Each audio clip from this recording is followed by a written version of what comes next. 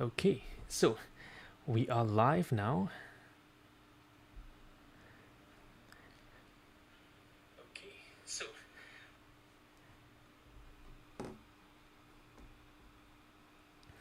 now today I thought we want to kind of talk about this particular interesting article that I came across, which is on the art of giving and receiving advice. So kind of keep it raw, and I would just want to welcome all of you who are just tuning in live with us. Do see something here in the chat box function. So I get to know you and I get to interact with all of us who are out there.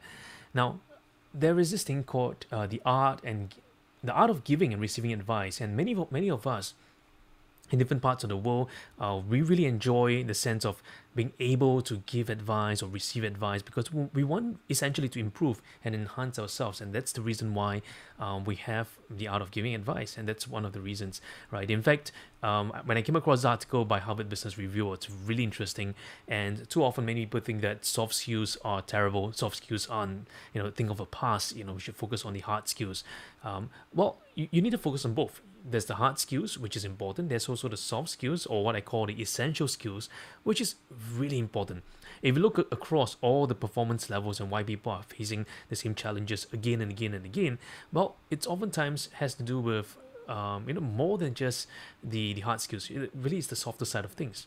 Right. So I want to kind of read to us this article, and I think it's quite interesting, which is by David and Joshua.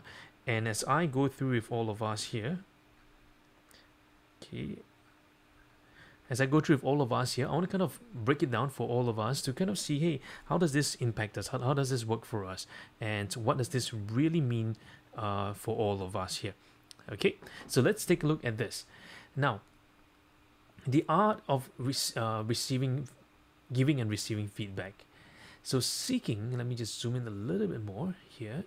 Okay, so seeking and giving advice are central to effective leadership and decision making.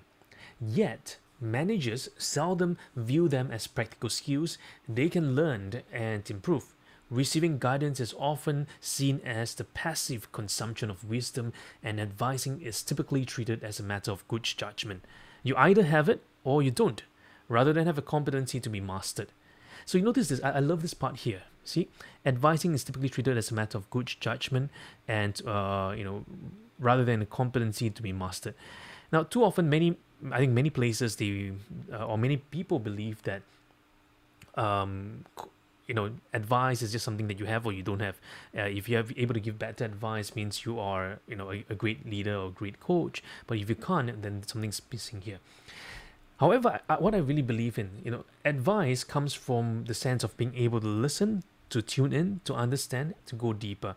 And I think that is so important for us to consider, right? As we kind of go deeper in all this, I think this is something that's going to be really, really important.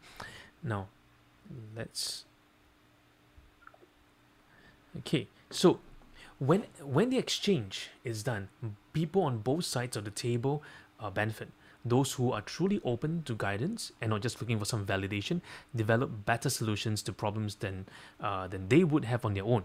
Now, why is that so? Because sometimes we may not have the full picture of everything. We may not have the intrinsic knowledge of everything. So when we're seeking advice, seeking some perspectives, I think that's really important. In fact, many people think that advice is just giving, giving, giving.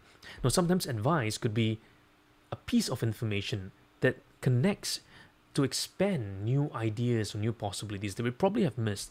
And sometimes many of us kind of miss that because we don't realize that those components are really important in the whole process of conversation skills. Even in the coaching sense, I'm going to kind of break down for us what those things are as we kind of explore this in more greater detail.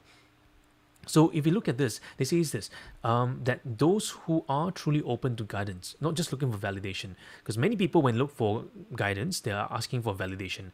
Am I doing well? Am I doing better? How do I improve? How do I go better? And they add nuance, texture to their thinking. And research shows that they can overcome cognitive biases, self-serving rationales, and other flaws in their logic. Those who give advice effectively will soft influence. They shape important decisions while empowering others to act. As engaged listeners, they can also learn a lot from the problems that people bring them. And the rule of reciprocity is a powerful binding force. I love this part. The rule of reciprocity is a powerful binding force. Providing expert advice often creates an implicit debt that recipients will want to repay. Do you notice that? The rule of reciprocity. Providing expert advice often creates an implicit debt that recipients want to repay. But advisors or advice seekers and givers must clear significant hurdles such as deeply ingrained tendency to prefer their own opinions, irrespective of their merit, and the fact that careful listening is hard, time-consuming work. So notice this, we are very quick to kind of give advice, give, but we are very slow to really listen hard, listen closely to what the person is really wanting. So the moment that someone asks a question, then we straight away think, okay, that's what they are looking for, and let me just give it to them. But we don't realize there's something much more than that. So the whole interaction is a subtle and intricate art. On both sides, it requires emotional intelligence, self-awareness, restraint, diplomacy, and patience. And the process can derail in many ways, and getting it wrong can have damaging consequence. Misunderstanding and frustration, decision gridlocked, subpar solutions, frayed relationships, and thwarted personal development. With substantial cost to individuals and their organizations, because these essential skills are assumed to emerge organically and they are rarely taught. But we have found that they can be learned and applied to great effect. So we've drawn on extensive research to identify the most common obstacles and some practical guidelines for getting past them. And though heavily disguised, the examples in this article are based on interviewees' real experiences. Okay, so let's take a look at this, right? And range of skills, and of course, advice takes different forms in different circumstances. Coaching, mentoring are covered extensively elsewhere. So here we focus on situations that involve big, risky, and emotionally charged decisions, those in which you might consult with someone multiple times because leaders struggle with such decisions and must learn to handle them well. So really nice here. Let's take a look at this. Why is this harder than it looks? So whether you're receiving or giving advice, flawed logic and limited information complicate the process. Advice seekers must identify their blind spots, recognize when and how to ask for guidance, draw useful insights from the right people, and overcome an inevitable defensive about their own ways. And advisors too face myriad challenges as they try to interpret messy situations and provide guidance on seemingly intractable problems.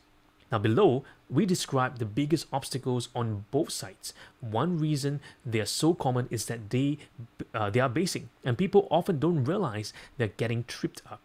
So you may find it helpful to do a reality check of your behavior against this list. When you're seeking advice, watch for this obstacle. Number one, thinking you already have the answer.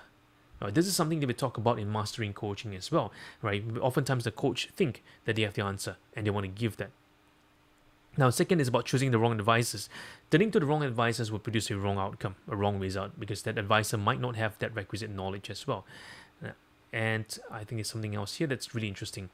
And know what's called for, right? So by understanding the different types of advice, seekers can make requests with greater precision, and advisors can give more targeted guidance and represent these types of separately for clarity, but they often overlap each other. So let's take a look at what these are.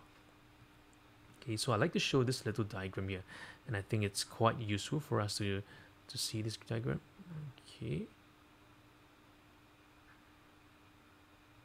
Okay, so on the left column you see the type: discrete advice, counsel, coaching, mentoring.